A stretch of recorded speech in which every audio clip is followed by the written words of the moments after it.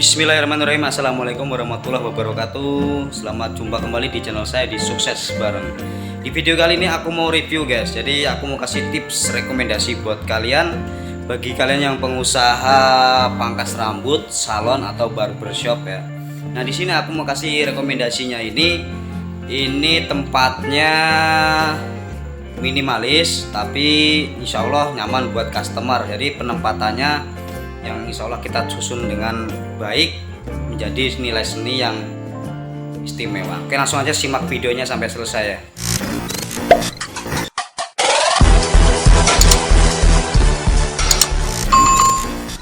Oke teman-teman, jadi di video kali ini aku mau review nih.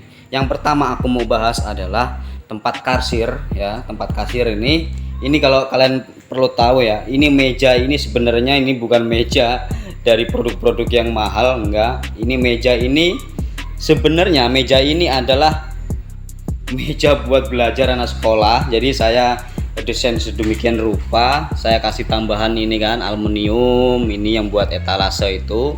Lalu ini sebenarnya bukan ini motif dari kayu Belanda, ini bukan kayu asli. Jadi ini wallpaper ya, wallpaper. Jadi dilihat dari seperti ini tuh. Seperti kayak meja-meja yang bermerek lah. Yang pertama ini meja kasir ya, meja kasir ini. Jadi kalian bisa buat meja itu meja biasa, lalu kalian timpah pakai wallpaper seperti ini. Jadi kelihatannya seperti kayu Belanda. Jadi seninya di kayu Belandanya itu. Kalau untuk masalah seni ininya terserah kalian mau dibuat berapa ring, terserah kalian ya. Oke, lalu yang kedua untuk penempatan di bagian kasir ya. Bagian kasir seperti ini. Nah ini, jadi ini tempat ini untuk saya setiap saya membuat vlog, saya membuat video recording nih. Jadi ini sebenarnya ini tempat studio saya sendiri di channel saya yang Hendy Rampak, tapi untuk Sukses Bareng saya gabungkan di sini nggak apa-apa ya. Nah di sini kalau pengen tahu kalian ya, ini juga sebenarnya dari kayu-kayu palet, kayu-kayu palet nih, kayu palet yang nggak terpakai kan, bisa kita jadiin interior buat penempatan botol-botol minuman seperti ini. Lalu ini apalagi ini di bagian untuk masalah apa ya, hiasan dinding ya, hiasan dinding dari poster-poster. Ini aku pakai styrofoam. Ini sebenarnya styrofoam ini aku beli. Jadi styrofoam itu kita beli cuma dua, satu lembarnya 10.000 ya, setengah meter. Nah lalu aku print di sini, aku print gambar-gambar terserah kalian yang kalian inginkan, gambar apa yang menurut kalian itu bagus. Kalian pakai double tip, kalian lengketkan di belakangnya juga pakai double tip. Nah seperti ini, jadi nggak perlu mahal tuh, nggak perlu mahal ya. Ini sorry kembangnya ini agak menceng, jadi terserah.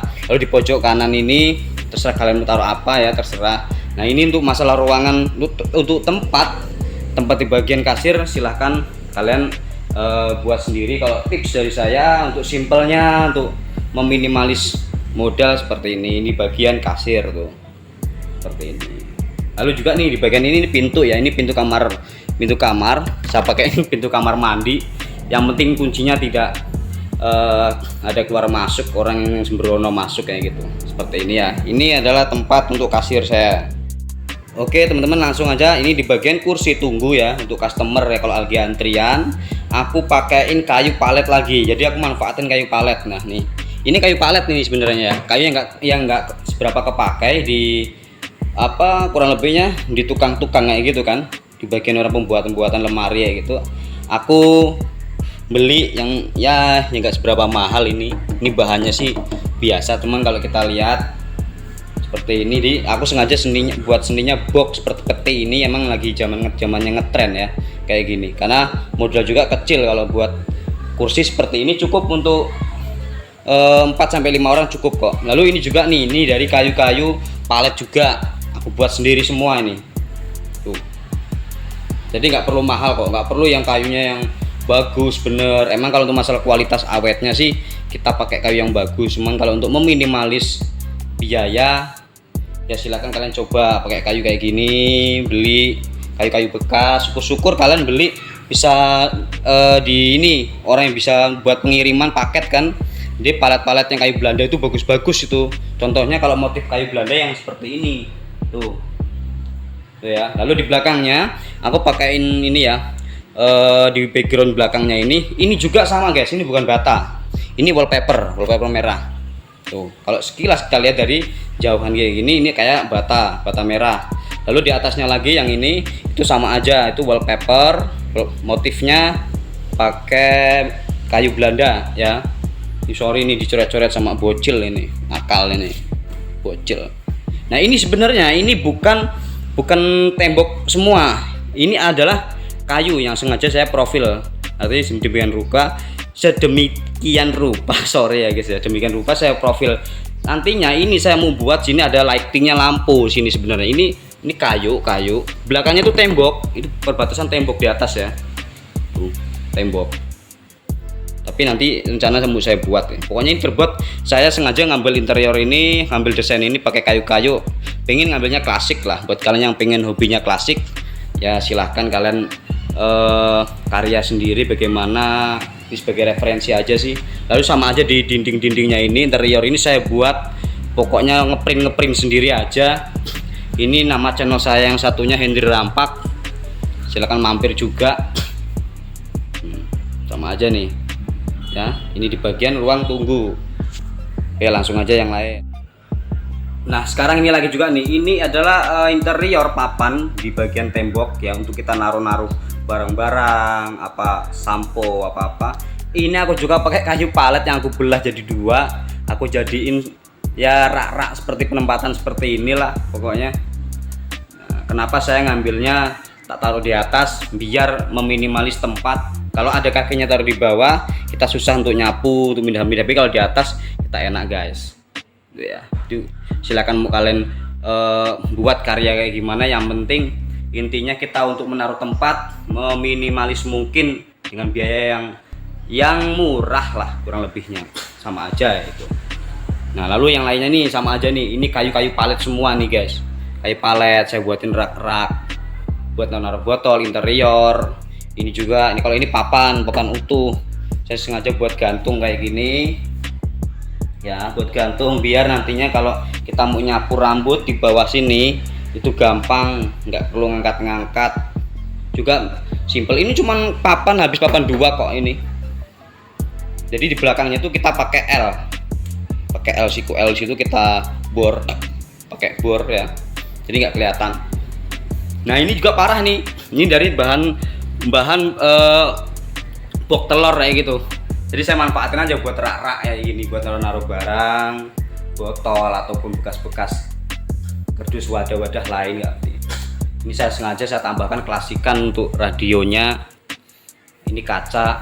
Nah juga ini album foto-foto, saya juga ngefan kan sama master.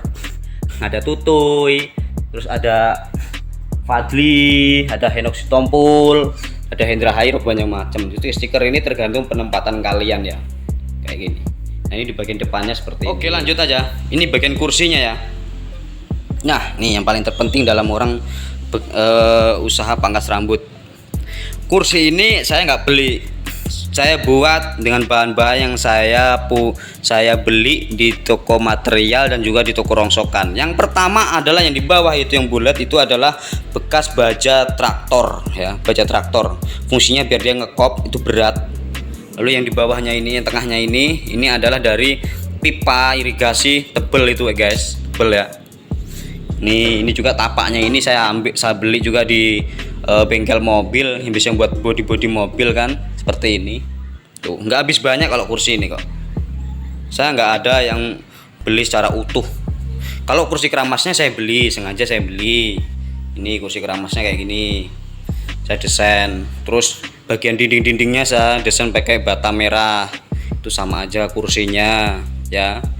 Kaca ada dua seperti ini. Pokoknya bagaimana kalian untuk mendesain ruangan itu agar menjadi sebuah nilai karya seni yang bisa dikatakan nyaman nantinya. Itu sengaja belum saya cat. Itu untuk masalah kita taruh tarif harga, basing-basing lah gitu. Nah yang terakhir yang perlu kita bahas adalah jika ruangan kalian itu menggunakan AC, yang pastinya kalian perlu namanya pintu kaca atau penutup ruangan. Nah, seperti ini. Nah jadi saya udah pakai kaca depan supaya nanti hawanya nggak keluar, hawa dinginnya nggak keluar. Saya udah pakai AC biar nggak keluar. Nah ini yang bikin orang sering bertanya-tanya, Mas kenapa kok di Bajaringan kan banyak tuh ya, kita Bajaringan banyak pakai untuk pintu-pintu yang kaca kayak gini. Kenapa pakai kayu? Yang pertama saya rekomendasikan satu, budget kalian, kalau budget kalian itu emang minim, itu saya rekomendasikan pakai kayu.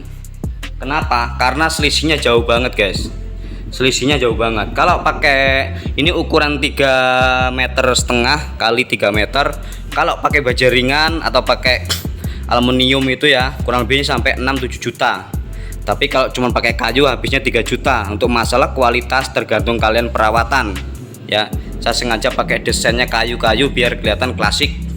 Nih, ini saya pakai sliding kayak gini tuh, jadi geser kayak pintu Cina kayak gitu ya. Nanti saya akan tampilkan di bagian depannya, penampilan depannya kacanya. Nah ini banyak banget yang nanya-nanya kenapa kok pakai kayu, nggak pakai Bajaringan atau pakai aluminium. Itu karena saya meminimalis biaya ya, karena biaya kita buka pangkas rambut untuk atau barbershop kan lumayan juga biayanya kan. Bagaimana kita untuk meminimalisnya seperti itu ya. Pokoknya cukup kayak gini aja, nggak habis banyak kok. Nah sebelum saya dulu pasang AC saya pakai kipas, itu masih ada kipas tapi nggak pernah dipakai. Situ ada fan exhaust untuk ngeluarin kalau kita di dalam hawa rokok keluar. Sekarang nggak bisa ngerokok di dalam, pakai AC. Nah ini tuh masalah kap lampunya murah, beli 50 ribuan semuanya. Untuk masalah dindingnya terserah kalian, wallpapernya mau berseninya gimana, karya kalian mau gimana, terserah kalian ya. Seperti ini. Oke, kita tampilkan yang di depannya. Nah ini untuk tampilan depan guys ya. Ini saya udah di luar, jadi saya sengaja pakai kayu seperti ini loh nih. Ini kayu bukan besi, kayu. Kalau kalian buat pakai Bajaringan atau aluminium itu kurang lebih sampai 6-7 juta. Tapi kalau pakai kayu, saya udah percoba sendiri, ini cuman habis 3 jutaan. 3 jutaannya. Ini cara bukanya seperti ini. Coba buka mas. Pintu slidingnya kayak ini. Tuh tinggal digeser. Set. Oke, gitu aja. Oke, udah cepet we mampus. Nah gitu, jadi seperti ini cara kerjanya pintu ini, seperti ini, cuman didorong gini aja tuh, oke kan, simple kan. Oke, langsung aja kita ke dalam ya. Nah jadi buat kalian yang usahanya sama persis kayak saya, barber atau salon atau pangkas rambut, silakan kalian referensi sendiri tips dari saya ini. Semoga video ini bermanfaat buat kalian, dan jangan lupa untuk like, komen, dan subscribe. Terima kasih. Wassalamualaikum warahmatullahi wabarakatuh.